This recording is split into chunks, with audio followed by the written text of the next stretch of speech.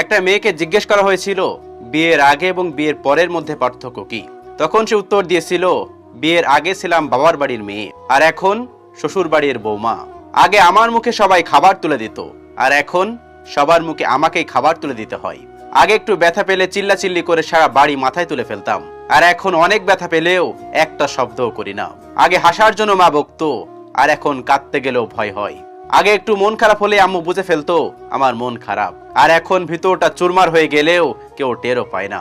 আগে ভাবতাম বাইরের জগৎটা অনেক বেশি শান্তির, কিন্তু এখন বুঝি মায়ের আসলের নিচেই শান্তিতে ছিলাম। ভিডিওটি কোনো একজনকে উদ্দেশ্য করে বানানো না, ভিডিওটি থেকে অনেক বড় একটা শিক্ষা লুকিয়ে দেওয়া আছে। আমরা বলি না সবার মাঝে কষ্ট নেই, মেয়েদের মাঝে কোনো কষ্ট নেই। আসলে সবার মাঝেই কষ্ট আছে, মেয়েদের মাঝেও কষ্ট আছে। শুনলেন তো? কেউ বাজে কমেন্ট করবেন না, কোনো একজনকে উদ্দেশ্য করে ভিডিওটি বানানো হয়নি। আল্লাহ তাআলা আমাদের সকলকে বোঝার তৌফিক দান করুন, আমিন।